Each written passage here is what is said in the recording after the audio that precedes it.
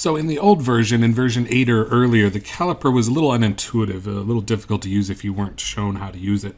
You actually had to pan and move the camera around to be able to target where you want to place the blades of your caliper.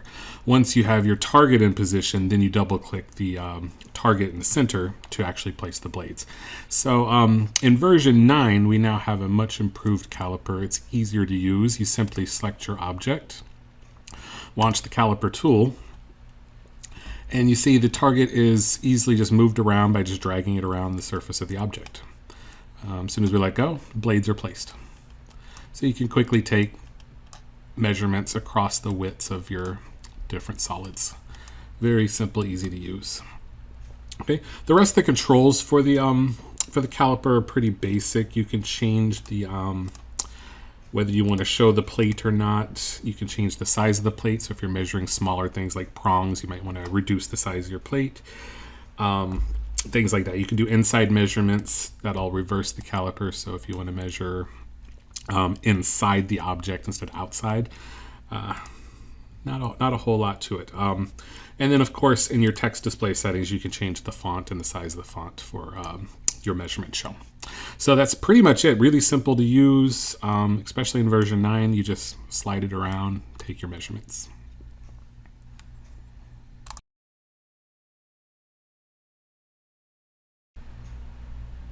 The weight measurement is a really simple one to use. You simply select your object and click on the weight tool. Okay. You can measure multiple objects at the same time, or I have just the shank selected here. And you simply validate, and this will stamp the weight onto your object. Okay, so I have 5.814 grams of whatever material this is created in. So it is based on the materials you've chosen. So different materials, 14 and 18 karat, are going to obviously have different weights. So very simple to use. There's a few extra options in here. Like most of your measurement tools, you have text display settings. You can change the font that's displayed. The size of the font. The version 9, you can now change the text color, and you can also add a minimum and maximum weight. This is just going to give you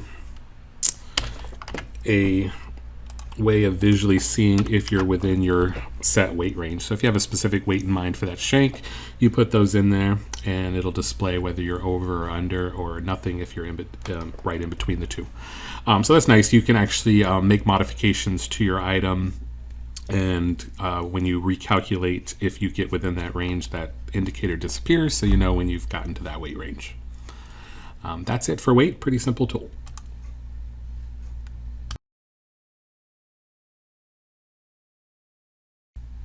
Curve analysis is another really simple tool. You simply select the curve that you want to analyze. Typically it's used on 3D curves because we don't have the properties like we would in the sketch mode to know the lengths or different properties of this curve.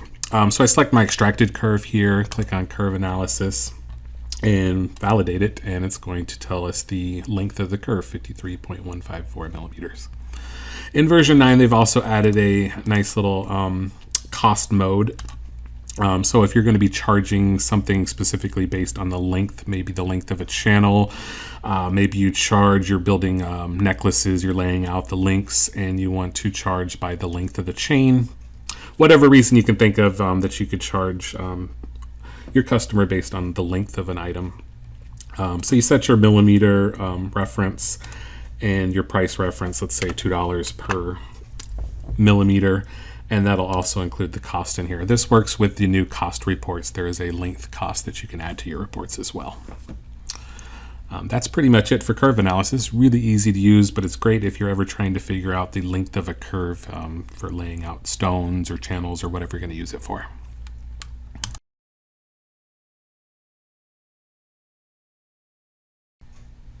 Okay, the next tool I want to talk about is a little more complicated as far as the information it's giving you. It's very a technical tool, definitely more for the engineering side of things, but there's some useful information for jewelers as well. So I'm not going to go through in detail on this one, but just to show you, if you select the object and do analyze physical properties, this is going to give you tons of options for different things. We can get into the center of gravity, the center point of the area, surface areas, volumes, mass, etc. Then we get into engineering stuff with area and volume moments. Again, I don't want to get into all the technical details there. The one I do want to show you that could be very useful is for, give this a second to update here, turn off some of these options. I'm just going to show you center of gravity real quick. Just go ahead and preview that. Okay, these do take some time to calculate, some very, very technical math going on in there. So this will show me the center of gravity. By default, the text on this one is really large. I'm going to go ahead and shrink that down to about 5 millimeters so we can see it all on the screen better. It does take a minute to recalculate again. Let me hit the preview.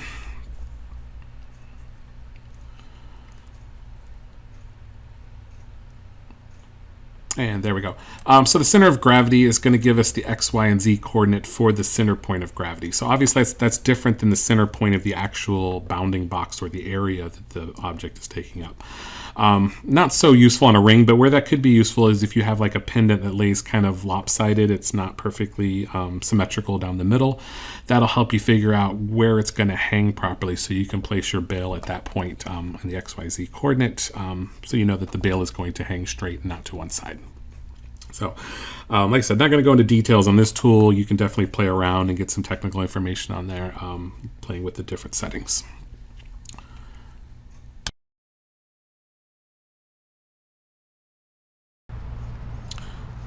Next up, we have annotations. This is a simple way of placing notes onto our objects for either ourselves or other designers, or maybe in your screenshots to show with the customer, whatever you want to use them for. Pretty easy to use. We select the object, click on annotations, and we type in the note.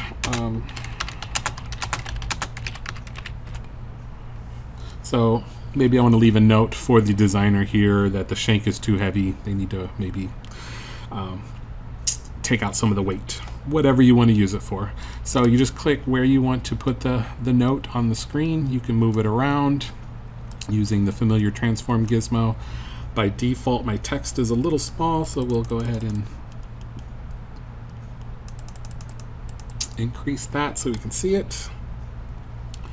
And that's pretty much it. Like I said, you can leave whatever notes you want in the file or on your screenshots. So you can show those to the customer or your client or to the designer, whoever you're collaborating with.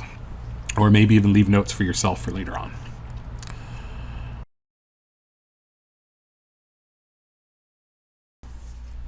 Next tool is dimensions, also very simple to use. Select the object you want to measure and just click on dimensions.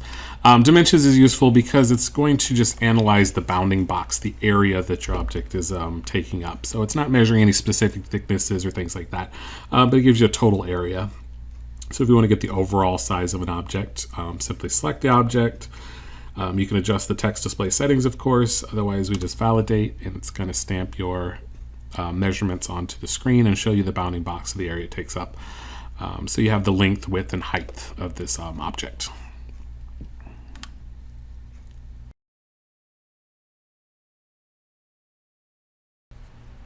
So next up we have check continuity. This is again a little more technical. This is going to allow us to visually analyze surface qualities. Like I said, for most cases, you might not need this tool. Let's take a look at it. You might have some ideas of where you would use this. So I'm going to select the object, check continuity. Okay, so this is going to give me a display showing me the continuity of the part. Continuity basically has to do with the way surfaces flow together. And we see in the green here that we have nice continuous surfaces, but as we get to certain points like the corners here, the continuity breaks up a little bit. This can sometimes help when you're working with deforms and things like that to see which parts of your models are kind of breaking or falling apart when you're over deforming them. So just one idea of where you might use that. If we look at the other continuity, we can look at using zebra stripes. And again, this is just checking the surface quality. The cleaner the stripes are, the cleaner the surface is. Again, if I was modeling cars, you know, the outside of your car, the the actual surface of the car. You would want nice continuous surfaces. So when you get into products like that, it's more important. So again, it's more on the engineering side of things. So again, won't go into too much on this tool for us jewelers.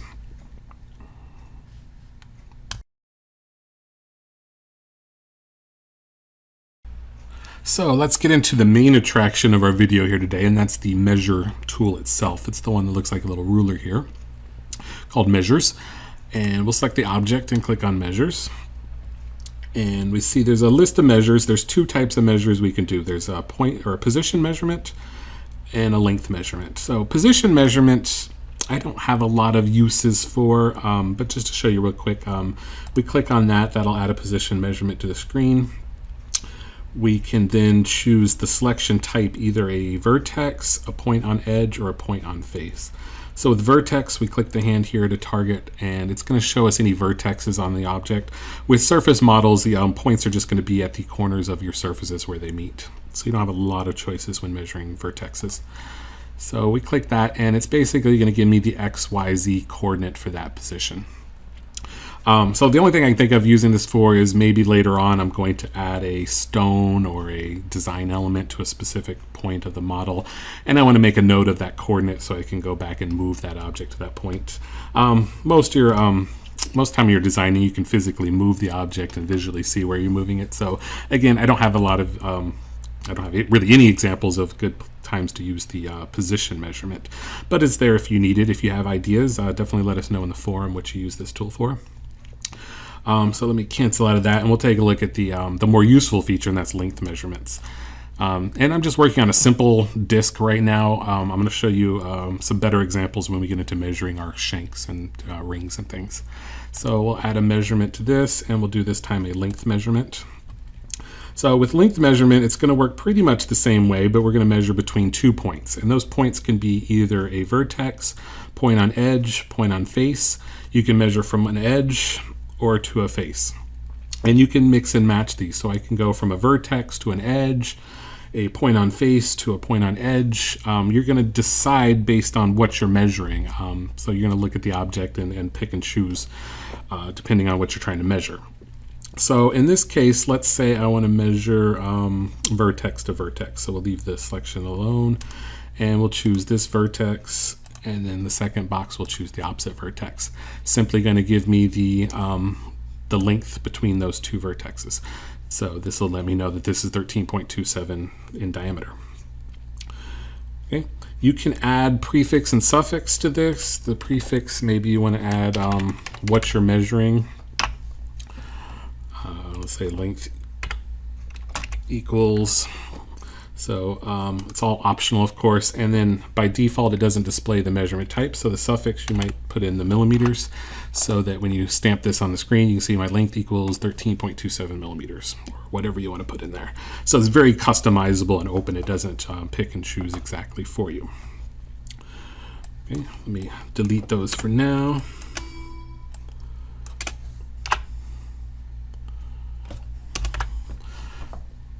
Okay. So before we get into the other selection types, just to show you, you can display the coordinates for those points.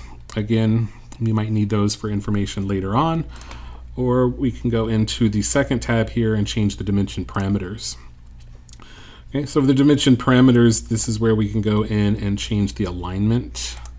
So whether it's above or on the line, both vertically and horizontally. Horizontally, you'll see is going to switch it from the other side of the measurement, depending on what we want. And you can offset those as well. So if you need to move it away from the actual measurement line. Okay. If we go down here at the bottom, this is specifically for the new technical draft feature. This is going to allow me to put my dimensions in a plane. So I'm going to go ahead and leave it in the OXY plane. So if I'm looking flat at the object, my dimension will show there. And we can choose to place it in different different positions as well. Depending on which plane you use and how the object is placed, you're going to change that. And then you have the move arrow, which is this little red dot here. So you can place your dimensions outside. Again, for technical drafts, this is usually what you see is you have your measurement here with the lines showing what you're measuring.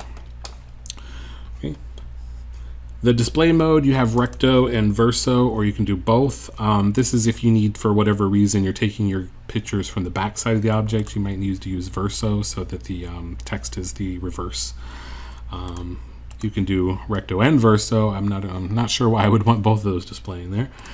So typically you're going to choose one or the other depending on which angle you're taking your picture from.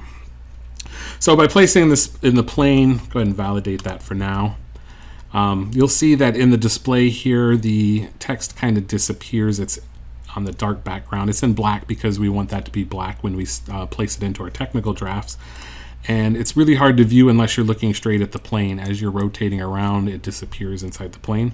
But just know you can select it from the tree and add that to your technical drafts. We'll get into that in a much later video. Not much later, but in a video coming soon. So go back to just using the measure tool as is without the new draft features. I'm going to go ahead and turn off.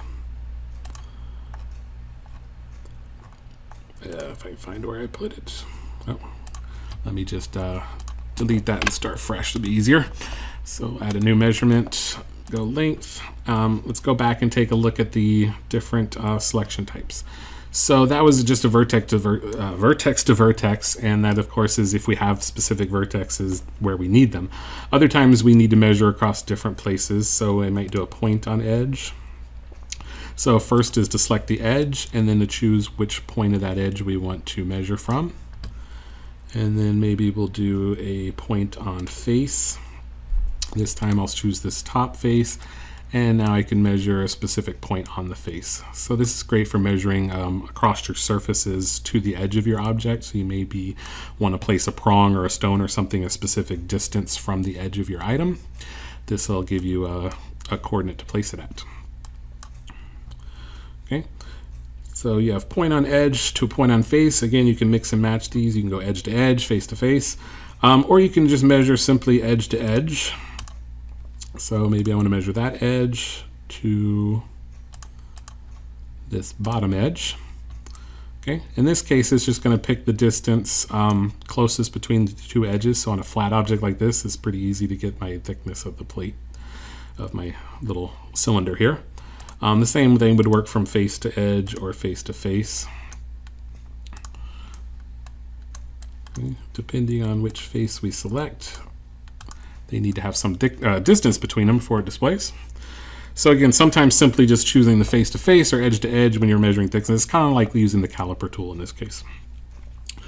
So lots of options to choose from when making your selections. And like I said, it's going to vary depending on what you're measuring. And we'll take a look at some samples on an actual ring in just a moment here. So before we move on to that, there is the dimension parameters that I mentioned for changing the alignments, but there's also the second tab at the top where you can change your text display settings, and this is where you're going to find your familiar controls for which font you want to use. By default, we're now using the Arial Uni font. It's a single line font for technical drafting. It's included in your V9 install, so you have that at the top of the list by default, easy to find, or you can go and use any of your other installed fonts like you could before. Okay. You can also change the length of the arrowhead if you need to shrink or change those. Offset the extension lines, whether or not you want to display the extension lines or the dimension lines. So again, tons of customized options. And again, you can change the text color. It is default black now for, again, technical drafting. If you want to display that in white, for example, so it shows up on your dark background or on your screenshots, you might want to use black. It depends on what you're what's in the background of your scene. Okay. Other than that, that's pretty much it. That's the basics of the measure tool. So let's go ahead and take a look at measuring across an actual item here. I have my shank from earlier. Let's say we want to measure, I want to find out, let's say, the distance between here to here, so I know how wide this gap is. So I'm going to go ahead and add my measurement. We'll do a length. In this case, I probably don't have a vertex there in this object, so maybe from there to there, but maybe I want to specify specifically across that edge. Looks like I don't have an edge there. Let's see, we might have to go point on face. Yeah, we'll go from that face, place that on the corner, and then we'll go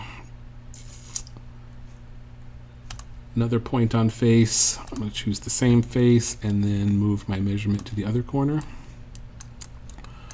See if I can get this across here.